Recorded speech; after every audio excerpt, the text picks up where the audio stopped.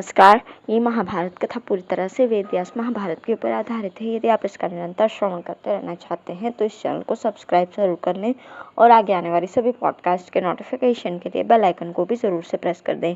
अब हम सुनेंगे सत्यकी और दुर्योधन का युद्ध, द्रोण का घोर कर्म, ऋषियों का द्रोण को अस्त्र त्यागने का आदेश तथा अश्वत्थामा की मृत्यु सुनकर द्रोण का जीवन से निराश होना। संजय कहते हैं, महाराज उस समय दुशासन धृष्टद्युम्न के साथ युद्ध करने लगा। उसने धृष्टद्युम्न को अपने बाणों से खूब पीड़ित किया। तब वो भी क्रोध में भर गया और आपके पुत्र के घोड़ों पर वर्षा करने लगा बाणों से।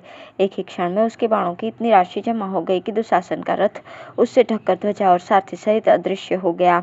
धृष्टद्युम्न के सहायकों से दुशासन को बड़ी पीड़ा होने लगी, इसलिए वो अब उसके सामने ठहर नहीं सका, पीठ दिखाकर भाग गया।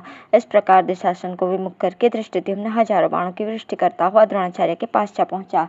उस समय जो युद्ध हो रहा था वो सर्वथा धर्मानुकूल था। कोई निहत्थे पर वार नहीं करता था। उस युद्ध में कर्णी, नालेक, विष का बुझाया हुआ बाण, वास्तिक, सूची, कपिश, गौ या हाथी की हड्डी का बना हुआ बाण, दो फल वाला, अपवित्र या टेढ़ा मेढ़ा बना हुआ बाण, इन सब का प्रहार नहीं किया जाता था। सब लोगों ने शुद्ध और सीधे साधे अस्त्रों को ही धारण कर रखा था। सभी धर्ममय संग्राम करके उत्तम लोक और श्रेयस प्राप्त करना चाहते थे। इतने में ही दुर्योधन तथा सात्यकी में मुठभेड़ हुई। वे दोनों निर्भीक होकर लड़ने लगे, साथ ही बचपन की बीती हुई बातों को याद करके परस्पर प्रेम पूर्वक देखते हुए बारंबार हंस रहे थे।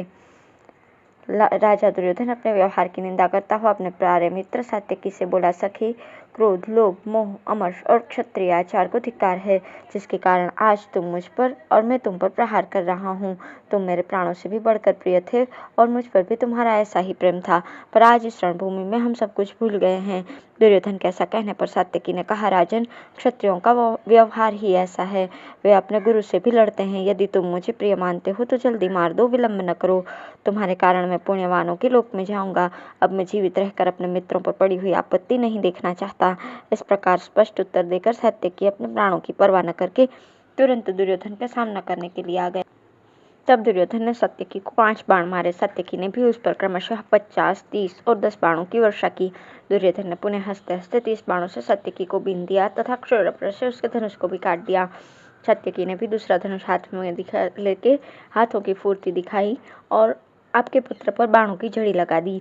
दुर्योधन ने अपने सहायकों से उन बाणों के टुकड़े कर दिए और सात्यकी को 73 बाण मारकर व्याकुल कर दिया। फिर जब वो धनुष पर बाण चढ़ा रहा था, इसी समय सात्यकी ने उसके धनुष को काट दिया और अनेकों सहायकों से उसे घायल कर दिया। दुर्योधन वेदना से कराहता हुआ दूसरे रथ पर जा बैठा। थोड़ी देर बाद जब व्यथा कुछ कम हुई तो सात्यकी के रथ पर बाण बरसाता हुआ पुनः वो आगे बढ़ा। इसी तरह सात्यकी भी दुर्योधन के रथ पर बाणों की वर्षा करने लगा। फिर दोनों में भयंकर युद्ध छिड़ गया। वहां सात्यकी को ही प्रबल होते देख कर्ण आपके पुत्र की रक्षा के लिए शीघ्र ही आ पहुंचा। महाबली भीम से यह सहा नहीं गया। वे भी बाणों की वृष्टि करते हुए तुरंत वहां आ पहुंचे। कर्ण ने हंसते हंसते तीखे बाण मारकर भीम के धनुष तथा बाण काट दिए और उनके सारथी को भी मार दिया। तब भीम के क्रोध की सीमा न रही। उन्होंने गदा लेकर शत्रु के धनुष, ध्वजा, सारथी और रथ के पहिए का नाश कर दिया। कर्ण इस बात को सह नहीं सका। वो तरह तरह के अस्त्रों और बाणों का प्रयोग करके भीम के साथ लड़ने लगा।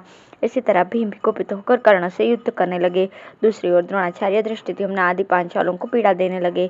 यह आचार्य के सेनापतित्व का 5वां दिन था।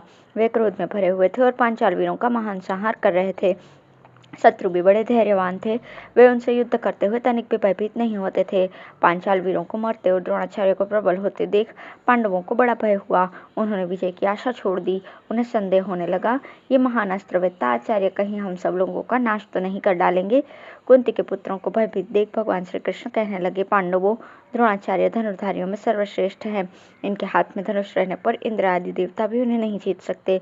जब यह हथियार डाल दें तभी कोई मनुष्य इनका वध कर सकता है। मैं समझता हूँ अश्वत्थामा के मारे जाने पर ये युद्ध नहीं करेंगे, अतः कोई जाकर इन्हें अश्वत्थामा की मृत्यु का समाचार सुनाए। महाराज, अर्जुन को ये बात बिल्कुल पसंद नहीं आई, किंतु और सब लोगों को जच गई। केवल राजा युधिष्ठिर ने बड़ी कठिनाई से ये बात स्वीकार की। मालवा के राजा इंद्रवर्मा के पास एक हाथी था जिसका नाम था अश्वत्थामा। अपनी ही सेना के उस हाथी को भीम ने गदा से मार दिया और ले जाते द्रोणाचार्य के सामने जाकर जोर जोर से हल्ला करने लगे, अश्वत्थामा मारा गया। मन में उस हाथी का ख्याल करके भीम ने यह मिथ्या बात उड़ा दी। उस अप्रिय वचन को सुनकर आचार्य द्रोण सहसा सूख गए। उनका सारा शरीर शिथिल हो गया, परंतु वे अपने पुत्र के बल को जानते थे, अतः संदेह हुआ कि ये बात झूठी है। फिर तो धैर्य से विचलित न होकर उन्होंने धृष्टद्युम्न पर धावा किया और उसके ऊपर 1000 बाणों की वर्षा की। ये देखकर 20,000 पांचाल महारथियों ने चारों ओर से बाणों की झड़ी लगाकर द्रोणाचार्य को ढक दिया। द्रोण ने उनके बाणों का नाश करके उनका भी संहार करने के लिए ब्रह्मास्त्र प्रकट किया। वो अस्त्र पांचालों के मस्तक और भुजाएं काट काट कर गिराने लगा। पृथ्वी पर मरे हुए वीरों की लाशें बिछ गई। आचार्य ने उन 20,000 पांचाल महारथियों का सफाया कर दिया। फिर वसुदान का सिर धड़ से अलग किया। इसके बाद 500 मत्स्यों, 6,000 संजयों, 10,000 हाथियों तथा 10,000 घोड़ों का संहार किया। इस प्रकार द्रोणाचार्य को क्षत्रियों का अंत करने के लिए खड़ा देखकर अग्निदेव को आगे करके विश्वामित्र, जमदग्नि, भारद्वाज, गौतम, वशिष्ठ, कश्यप और अत्रि ऋषि उन्हें ब्रह्मलोक में ले जाने के लिए वहां पधारे। साथ ही शिकत, पुष्णि, गर्ग, वाल्खिल्य, भृगु और अंगिरा आदि भी थे। ये भी सभी सूक्ष्म रूप धारण किए हुए थे। महर्षियों ने द्रोणाचार्य से कहा, द्रोण, हथियार रख दो और यहाँ खड़े हुए हम लोगों की ओर देखो। अब तक तुमने अधर्म से युद्ध किया है, अब तुम्हारी मृत्यु का समय आया है। अब से भी इस अत्यंत क्रूरतापूर्ण कर्म का त्याग करो। तुम वेद और वेदांगों के ज्ञाता हो, सत्य और धर्म में तत्पर रहने वाले हो। सबसे बड़ी बात यह है कि तुम ब्राह्मण हो। तुम्हारे लिए ये काम शोभा नहीं देता। अपने सनातन धर्म में स्थित हो जाओ। तुम्हारा इस मनुष्य लोक में रहने का समय पूरा हो चुका है। जो लोग ब्रह्मास्त्र नहीं जानते थे उन्हें भी तुमने ब्रह्मास्त्र से दग्ध किया है। तुम्हारा ये काम अच्छा नहीं हुआ। फेंक दो ये अस्त्र शस्त्र। अब फिर ऐसा पाप कर्म न करो। आचार्य ने ऋषियों की ये बात सुनी। भीम के कथन पर भी विचार किया और धृष्टद्युम्न को सामने देखा। इन सब कारणों से वे बहुत उदास हो गए। अब उन्हें अश्वत्थामा के मरने का संदेह हुआ। वे व्यथित होकर युधिष्ठिर से पूछने लगे, वास्तव में मेरा पुत्र मारा गया या नहीं? द्रोण के मन में यह निश्चय था कि युधिष्ठिर तीनों लोगों का राज्य पाने के लिए भी किसी तरह भी झूठ नहीं बोलेंगे। बचपन से ही उनकी सच्चाई में आचार्य का विश्वास था। इधर भगवान श्री कृष्ण ने यह सोचा कि आचार्य द्रोण अब पृथ्वी पर पांडवों का नाम निशान भी नहीं रहने देंगे, तो उन्होंने धर्मराज से कहा, यदि द्रोण क्रोध में भरकर आधे दिन और युद्ध करते रहे तो मैं सच कहता हूँ तुम्हारी सेना का सर्वनाश हो जाएगा। अतः तुम द्रोण से हम लोगों को बचाओ। दूसरों की प्राण रक्षा के लिए यदि कदाचित तो सत्य बोलना पड़े तो उससे बोलने वाले को पातक नहीं लगता। वे दोनों इस प्रकार बातें कर ही रहे थे कि भीम बोल उठे, महाराज, द्रोण के वध का उपाय सुनकर मैंने आपकी सेना में विचरने वाले मालव नरेश इंद्रवर्मा के अश्वत्थामा नामक हाथी को मार दिया है। उसके बाद द्रोण से जाकर कहा है, अश्वत्थामा मारा गया। उन्होंने मेरी बात पर विश्वास नहीं किया, इसलिए आपसे पूछते हैं। अतः आप श्री कृष्ण की बात मानकर द्रोण से कह दीजिए कि अश्वत्थामा मारा गया। आपके कहने से फिर वे युद्ध नहीं करेंगे, क्योंकि आप सत्यवादी हैं। ये बात तीनों लोगों में प्रसिद्ध है।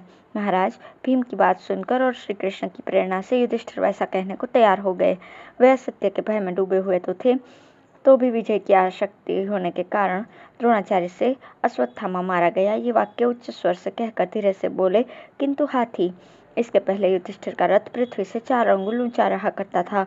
उस दिन वह सत्य मुंह से निकलते ही रथ जमीन से सट गया। महारथी द्रोण युधिष्ठिर के मुख से वो बात सुनकर पुत्र शोक से पीड़ित होकर जीवन से निराश हो गए तथा ऋषियों के कथन अनुसार अपने को पांडवों का अपराधी मानने लगे। धन्यवाद।